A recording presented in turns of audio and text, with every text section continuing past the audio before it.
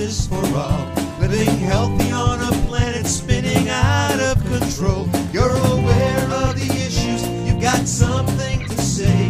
Diversity in living every day. An open mind can unlock any door.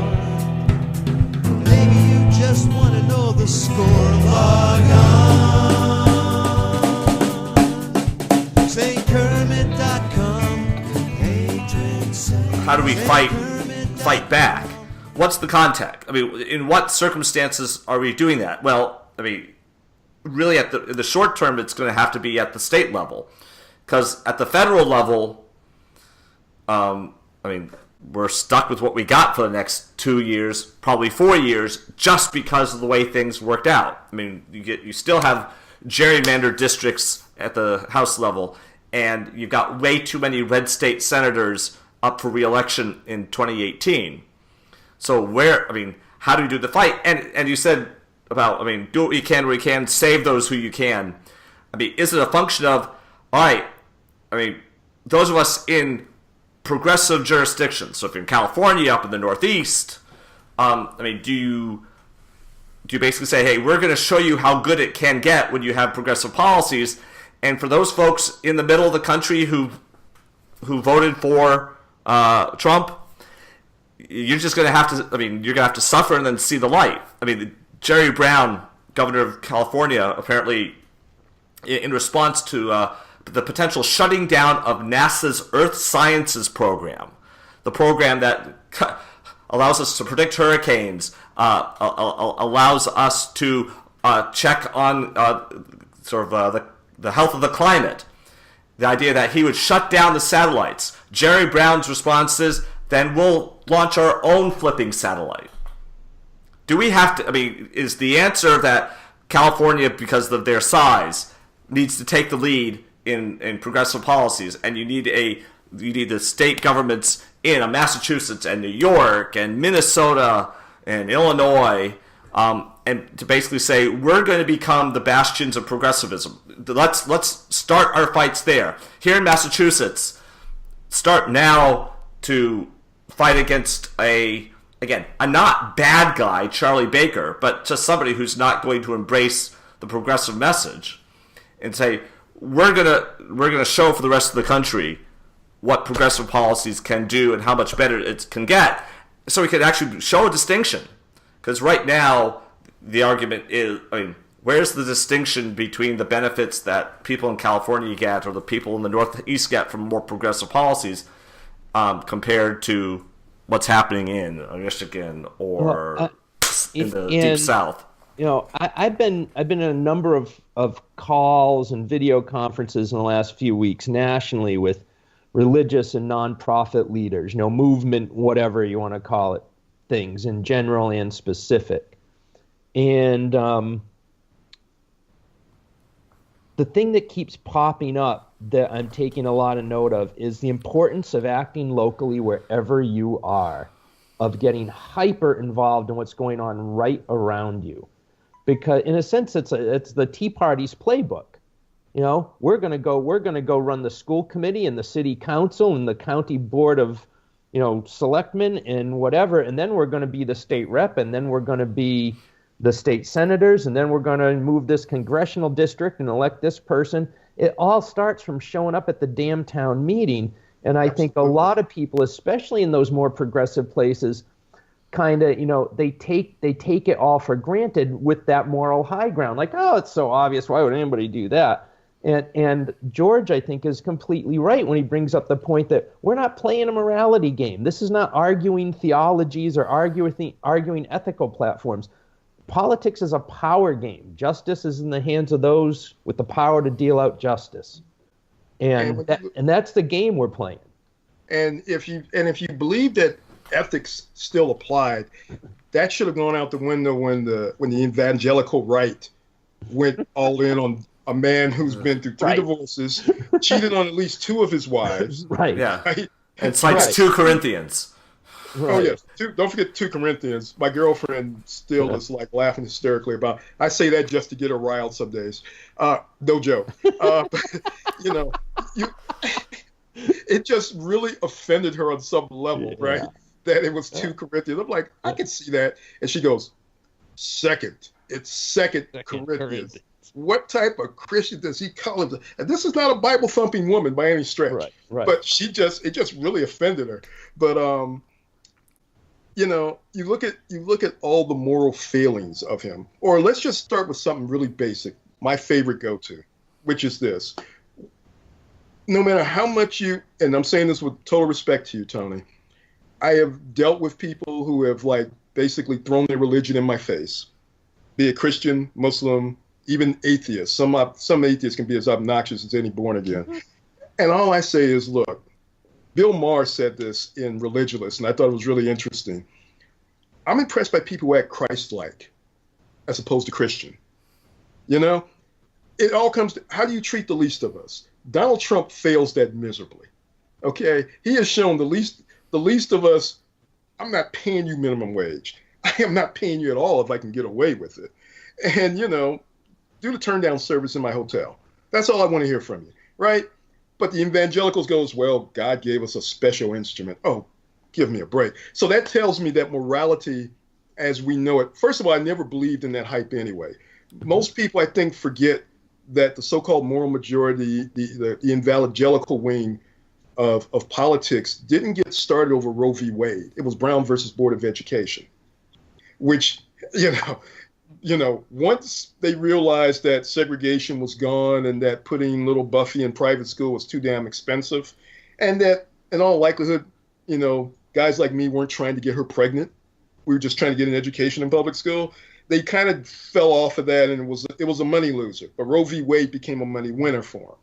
But the evangelical right didn't start for any moral high purpose in preserving life. And so this is just a logical extension of it to me. But they're about winning. They're about getting theirs. And you look at all the Republicans who have lined up at the trough for Donald Trump. Paul Ryan, right? Paul Ryan's like, yeah, he said racist things, but hey, as they said in Dumb and Dumber, there is a chance. Right. And the chance paid off. And he can't kiss the guy's butt enough. And because it's about power. It's about getting my legislation through. And that's why I'm absolutely not surprised at anything I've seen from mainstream Republicans here. Because it's like, okay, he's a jerk, but he's our jerk. And this is and he's going to help us get everything that we wanted. Exactly. And you can buy him off pretty cheap. I think Donald has 2 or 3 things on his wish list. After that, he's like, you guys do whatever the hell you want. And, which makes for a very dangerous dynamic. But the only way to work through this right now is, as you said, the other analogy that popped in my head, as gruesome as it sounds, you better treat this like the Battle of Stalingrad, right? When I was a kid, my dad used to make me watch The World at War, right, to understand the stuff. And the thing that really blew my mind as a 10-year-old was the Russians made you pay house by house, block by block, right? The Nazis got nothing cheap. And that was something that really resonated with me, right? And unfortunately, I hate using that analogy, but that applies here. If you really want to fight this change, if you want long-term change, it's got to be block by block. Going to those town hall meetings, like you said, doing the dirty work. I live in Texas, right? Those town hall meetings are the reason why they could actually slip in a history book that said that slaves were workers. I'm still looking for the W-2 my great-grandfather had from the right? Right. Couldn't find it yet, but I'm still looking. But it didn't start because of Ted Cruz. It started because of some wacko housewife, going to school board meetings, then become the school board chair, and then, you get on the textbook committee, and that's how you get science officers in the White House or in Congress, right, who know nothing about science, literally. Who's the guy who's one of those House subcommittees for global warming, right? This guy has no science background, but he has the power.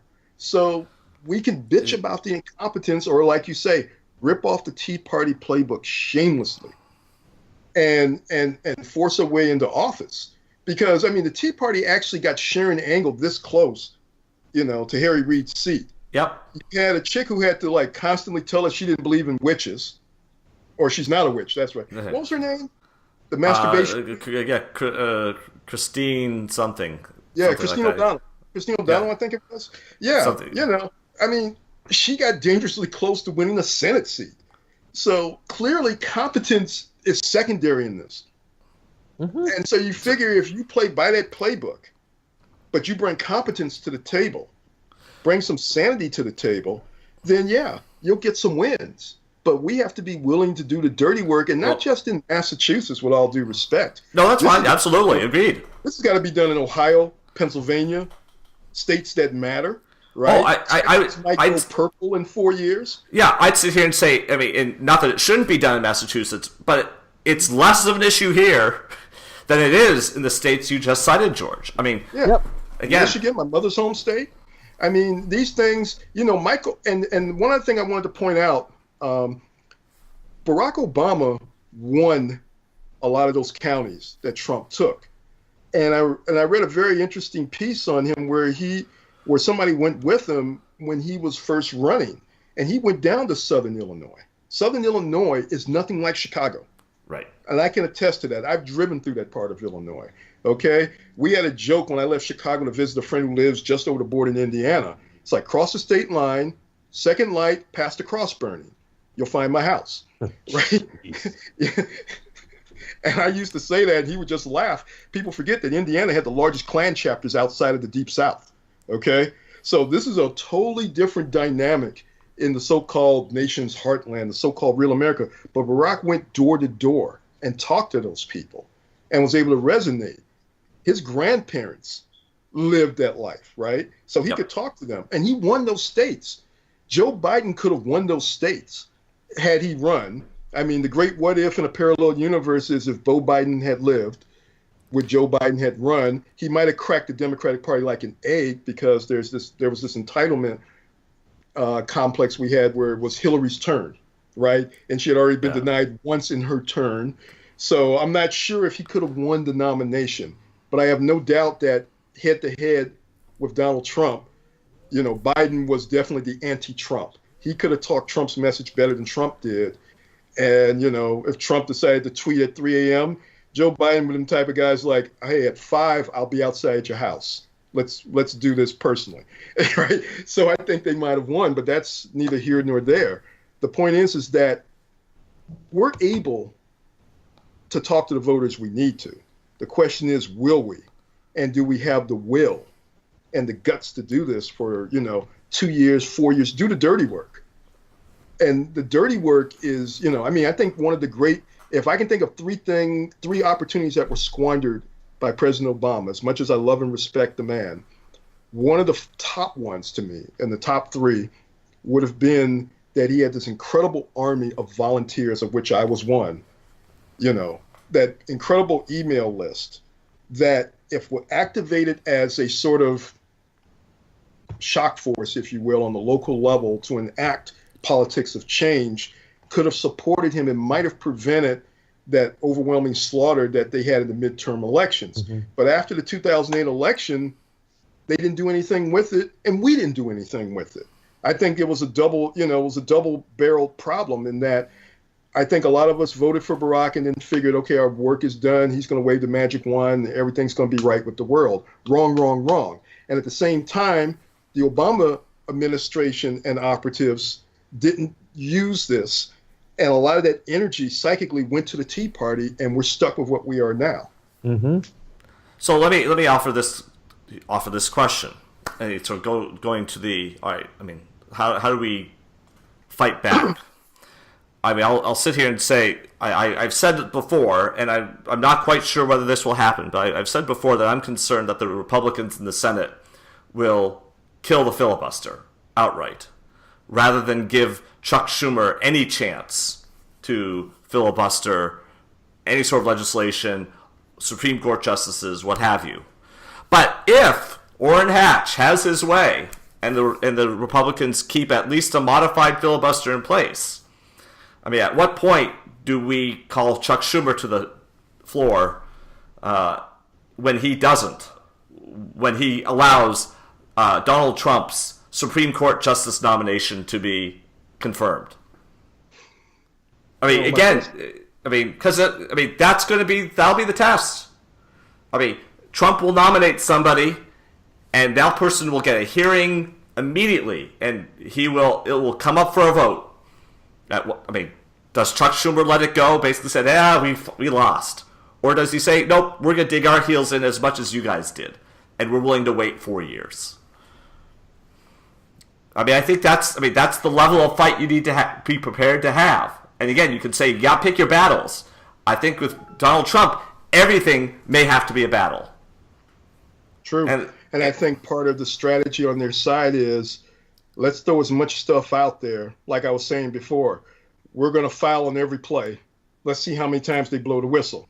Right. And eventually they'll get tired of it. Eventually outrage fatigue will set in. It's already set in with quite a few people. Yep. So I think there is a certain amount of battle picking you have to use. Mike, I was going to ask you, are we operating under the premise that the chances that President Obama will recess appoint Merrick Garland is now zero? They need to have the recess. So, I'd love to see it happen. Test it out. Let's rate it. You're an odds maker.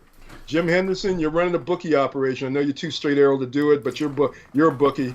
Tony, I know, has a hidden room where he's working. That's right. Set the odds for us, guys. 2% chance. Tony. That's high. That may be. You guys are hurting me now. I'm hurting me too. I'd be shocked if he does it at this point, but I agree that it would be the thing to do. Well, here's the thing: is that if you were going to do it, and this is why I put it at 2%, not 0, is that he wouldn't be telegraphing it. You wouldn't. You can't. It'd be one of those things that he has to be. I'm taking the high road. I'm going to do the honorable thing. Blah blah blah. I'm going to Hawaii for a week. Right. No. Exactly. If anything, if you were going to do it, it would have to be a holy crap. He just did that. The last thing he could do would be telegraphing that possibility, because otherwise the Senate will just remain in session through New Year's. They'll just. No one's leaving.